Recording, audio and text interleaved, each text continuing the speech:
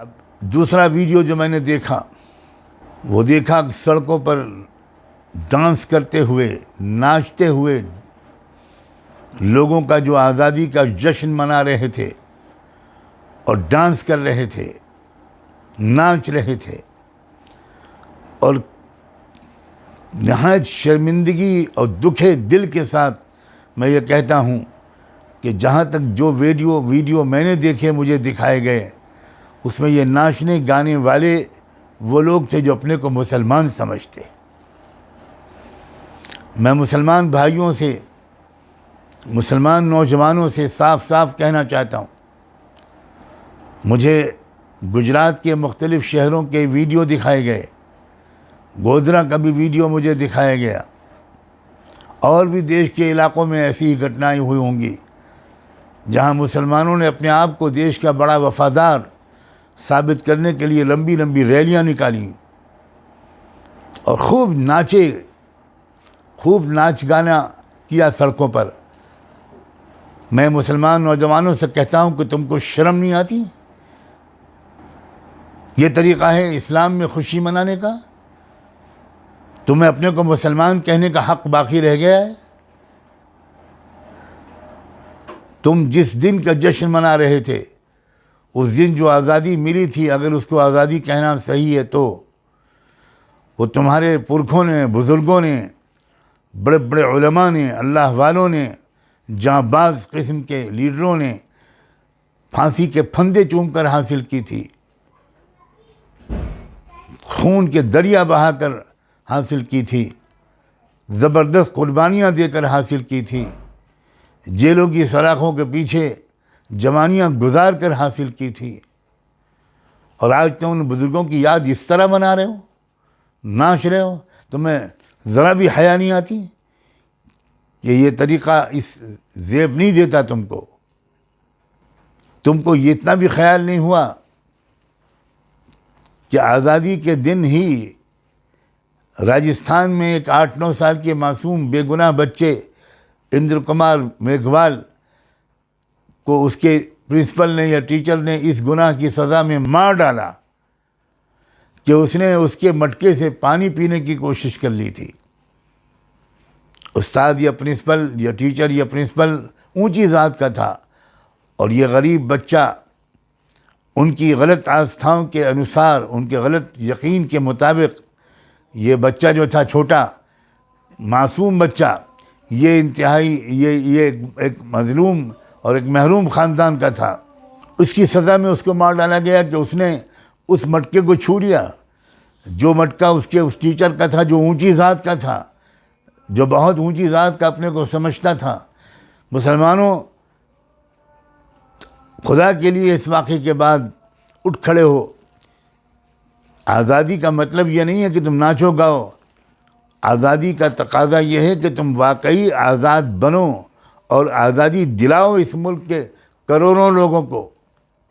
ये कैसी आज़ादी है कि वो बच्चा प्यास लगी तो मटका छू लिया उसने, इतना मारा उसके टीचर ने या प्रिंसिपल ने कि उसके कान की नसें और फट गईं और वो बच नहीं सका। तुम अगर वाकई मुसलमान हो और तुमको वाकई इस मुल्क से मोहब्बत है, तुमको वाकई इस देश से प्रेम है, तो तुमको यहाँ के गरीबों की सेवा करना चाहिए। तुमको यहाँ की छूत छात को ख़त्म करने के लिए जिहाद करना चाहिए, तन मन धन की कुर्बानी देनी चाहिए। तुमको पढ़ाई पर तवज्जो देनी चाहिए, तुमको अपने समाज के सुधारने पर तवज्जो देनी चाहिए, तुमको इस मुल्क में इंसाफ और अमन के कायम करने के लिए हर मुमकिन कोशिश करनी चाहिए। तुम नाच गा कर समझते हो तुम इस देश की सेवा कर रहे हो। खुदा जाने मुसलमानों को क्या हो गया है। मुझे तो इस साल ये देखकर बहुत ज़्यादा फ़िक्र हुई और दुख बढ़ गया कि मुसलमान अपने आप को इस मुल्क का वफ़ादार साबित करने के लिए और कुछ बेवफाओं को, कुछ जालिमों को, जिनको इस मुल्क से कोई मोहब्बत न थी न है, उनको ये दिखाने के लिए हम बहुत देशभक्त हैं, हम बहुत मुल्क के वफ़ादार हैं, उनको दिखाने के लिए आउट ऑफ द वे जाकर क्या क्या तमाशे कर रहे हैं। क्या हो गया है तुमको? तुम किसी आवाज़ पर ध्यान नहीं देते, तुम किसी समझाने वाले की समझाने पर तवज्जो नहीं करते, तुम्हारा अंजाम क्या होगा?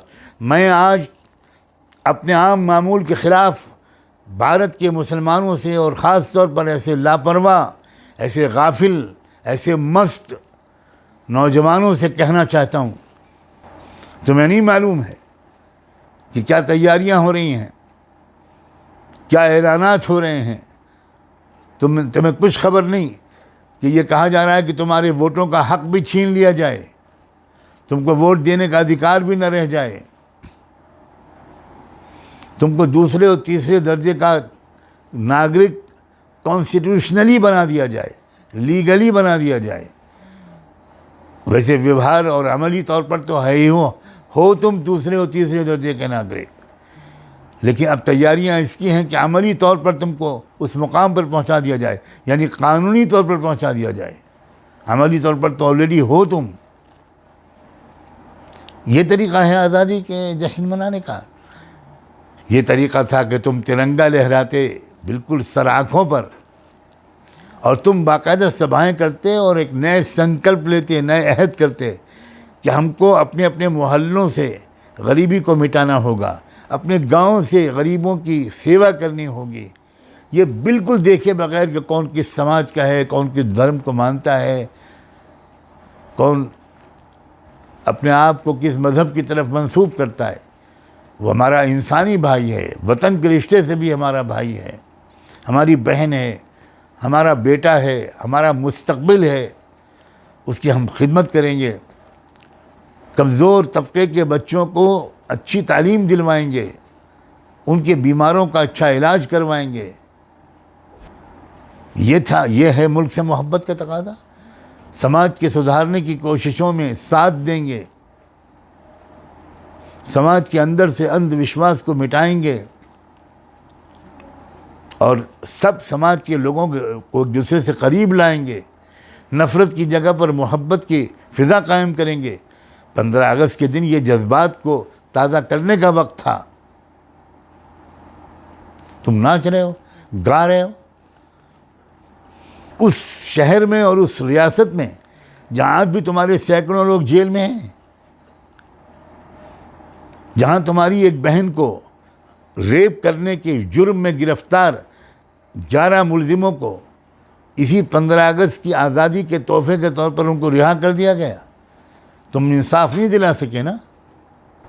खुदा के बंदो, ए भारत के मुसलमानों, होश के नाखुन लो। तुम्हारी दास्तान तक न रहेगी दास्तानों में। तैयारियां किस तरह की चल रही हैं, मगर तुम्हारी गफलत है कि तुम्हारी नींद टूट ही नहीं रही। तुम ऐसी मस्ती की ज़िंदगी गुजार रहे हो जिससे लगता है कि तुम्हारा अंजाम अच्छा नहीं होने वाला। मैं अपने उलमा से कहता हूँ, सारे लोगों से कभी अब ज़रा खुलकर बात करें। अब मुसलमानों को झिझोड़ें और समझाएं, उनको इस मुल्क की हकीकी मोहब्बत के तकाज़े याद दिलाएं, वो समाज को ठीक करें। इस काम में हिम्मत से भी काम लें, मोहब्बत से भी काम लें, अक्लमंदी से भी काम लें। ये हमारा वतन है, इसको साफ़ सुथरा करना, साफ़ सुथरा रखना, ये हमारी ज़िम्मेदारी है, हमारी भी ज़िम्मेदारी है। मैं नहीं कहता कि सिर्फ हमारी ज़िम्मेदारी है, लेकिन ये ज़रूर कहता हूँ कि हमारी भी ज़िम्मेदारी है। और जब और लोग अपनी ज़िम्मेदारी अदा न